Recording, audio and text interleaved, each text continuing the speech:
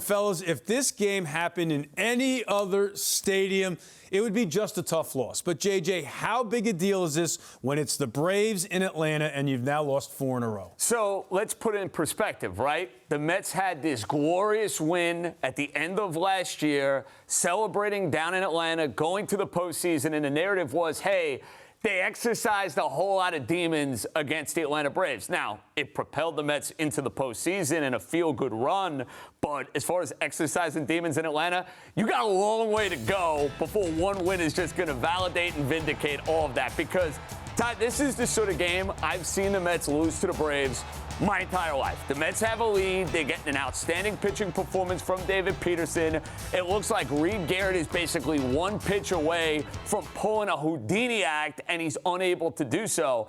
And I think you got to understand, look, there's a lot of significance for the Atlanta Braves in this particular series. This season is on the line. The Mets have been playing great baseball. The Braves have been down and out. This series, they got their pitching lined up. They desperately need to win. They look dead, but this was classic Mets, Braves in Atlanta. I've seen this way too many times. This was supposed to be different because the Mets tonight are tied with the Tigers for the best record in baseball in the loss column. They're going with their best pitcher, and you just wasted a gem. So David Peterson goes out there, he balls out, and he was part of the issue that unfolded in that 8th inning. Soto hits the home run. You were getting so much going, and the Mets just failed to capitalize because, yet again, we've seen this bullpen that is 3rd in ERA fail to close the deal. So, look, it's not too reactionary to say this is the worst loss of the season.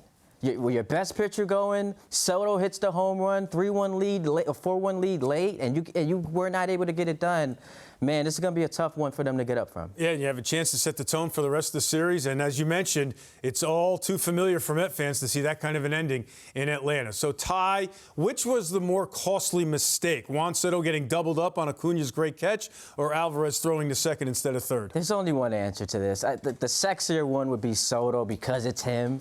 But it's Alvarez. The runner is dead to rights right in front of him. And that's the guy who ends up scoring the game-winning run. So Alvarez, I don't know what happened. It looks like he got sped up there because he couldn't find the ball.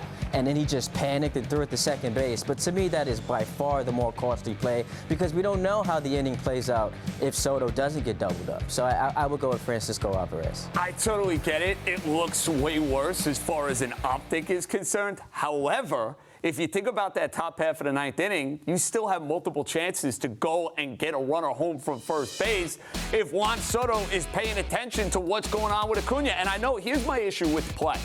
Juan is all bent out of shape about the umpire not gesturing out. Hey, Juan, you're a base runner. Watch the play, for goodness sakes. When you are playing baseball, I'm running the bases. You'll see this Sunday, by the way. That's on my softball. I am not waiting for an umpire to gesture out, safe, indifferent. I get your point on Alvarez because, you know what? Watching it live, it looked worse. It was an inexcusable miscue. But I'm somebody who takes pride in watching guys run the bases. That was hideous base running. Don't blame the umpire. Blame your careless, reckless base running.